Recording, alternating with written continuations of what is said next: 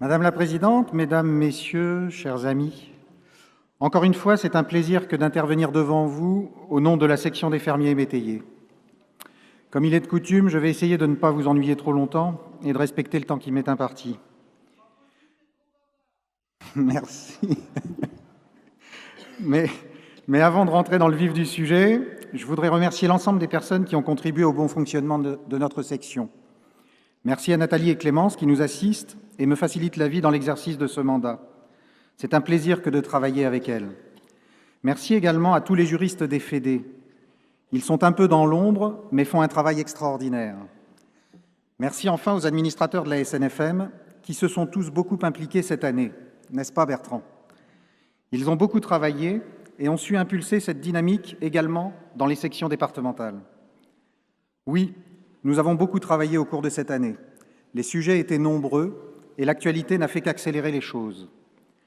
Le premier dossier auquel nous avons eu à faire face est celui du renouvellement des assesseurs aux tribunaux paritaires.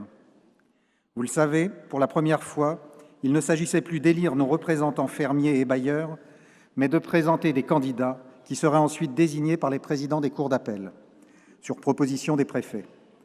Au nom de la pluralité syndicale, certains préfets ne tiennent nullement compte de la compétence et de la formation des candidats.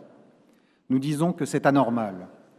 De plus, et c'est ce qui nous inquiète le plus, c'est qu'à ce jour, très peu de cours d'appel ont pris leur arrêté et les nouveaux assesseurs ne sont donc pas en place. Ce sont donc les sortants qui continuent à officier. Ce n'est pas admissible. Un autre sujet, mais qui celui-là nous donne du baume au cœur. Je veux parler du statut de l'agriculteur professionnel. Nous nous félicitons que le conseil d'administration de la FNSEA ait statué et pris position au mois de novembre dernier. Nous y avons apporté notre contribution en tant que fermiers, et même si nous estimons qu'il manque toutefois un élément vis-à-vis des retraités, qu'ils soient issus de l'agriculture ou non, nous espérons que le travail engagé depuis le congrès de Biarritz en 2014 verra son aboutissement dans un prochain texte de loi le plus tôt possible. Cette définition est extrêmement importante pour toute notre profession et est intimement liée à l'évolution du statut du fermage et du contrôle des structures que nous appelons de nos vœux. Ces deux sujets ont bien évidemment été au cœur de nos travaux. Sur l'évolution du statut du fermage, tout d'abord, la SNFM exprime 3 positions centrales dans sa réflexion.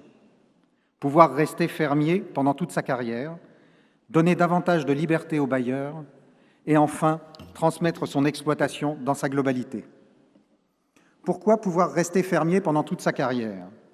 Vous le savez, les investissements dans l'outil de travail sont de plus en plus importants et l'agriculteur ne peut souvent pas investir à la fois dans l'achat de foncier et dans son outil de travail.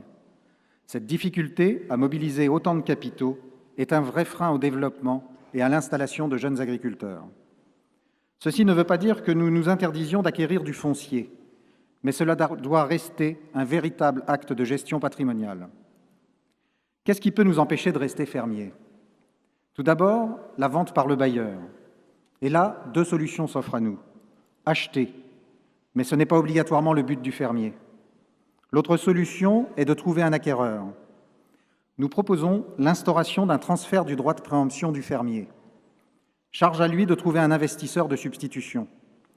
Notons au passage que ceci ne ferait qu'augmenter la liquidité du foncier agricole, élément qui devrait être cher à nos amis propriétaires bailleurs.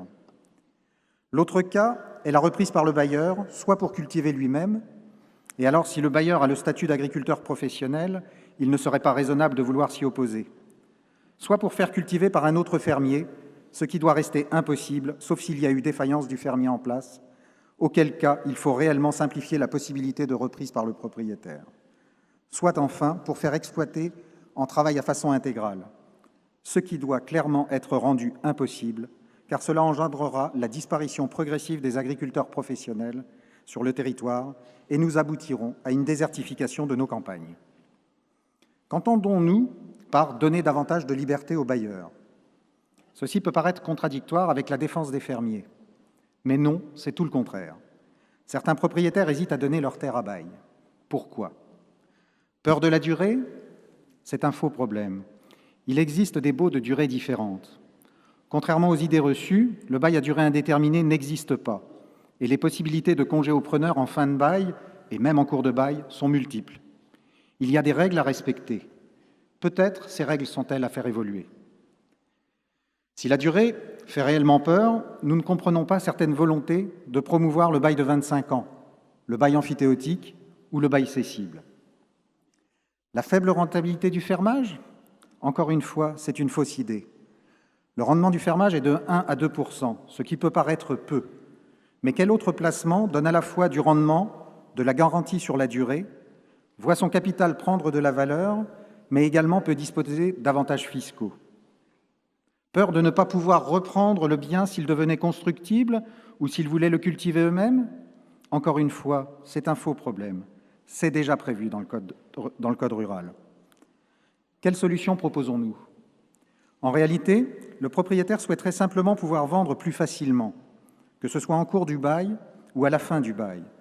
Et il ne voudrait plus être contraint par ces incertitudes entre prix de terre libre et prix de terre occupée.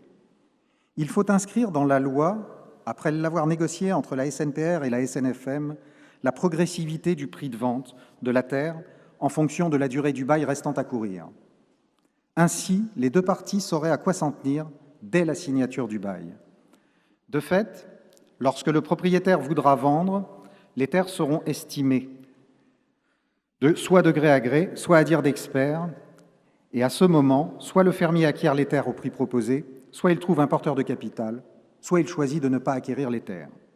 Ce mécanisme aurait en plus l'avantage de permettre la vente des terres occupées, puisque les transactions se feraient en toute transparence, d'où encore une fois une plus grande liquidité des terres agricoles et donc une plus grande attractivité pour de nouveaux investisseurs. L'estimation du prix des terres devrait se faire au prix pratiqué dans la petite région agricole, en excluant les extrêmes.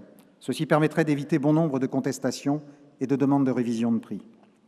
Les choses étant clarifiées, il conviendrait d'élargir les possibilités de subrogation du droit de préemption, toujours afin d'augmenter la liquidité du foncier et de permettre l'arrivée de nouveaux porteurs de capitaux. Ceci permettrait de se prémunir du risque de compétition entre voisins. Enfin, transmettre son capital dans son exploitation dans sa globalité. Le bail cessible tel que nous le connaissons est un échec lié à plusieurs raisons. Imprécision du texte législatif, conditions de sortie méconnues, prix du fermage inadapté, mais surtout, les propriétaires ruraux ne sont pas encore prêts à se voir imposer un fermier qu'ils n'auraient pas pu choisir. Il est donc indispensable de repenser les choses. Le but de tout agriculteur, fermier ou non, est de pouvoir transmettre ce qu'il a mis une vie, voire même plusieurs générations à construire. On est bien là dans la volonté de transmettre l'exploitation dans sa globalité. Et il ne s'agit pas de l'imposer aux propriétaires. En effet, la SNFM se positionne clairement sur le fait qu'au moment de vouloir se retirer, que ce soit en cours de carrière ou bien en fin de carrière, le fermier doit en informer ses propriétaires, ce qui est déjà prévu dans les textes.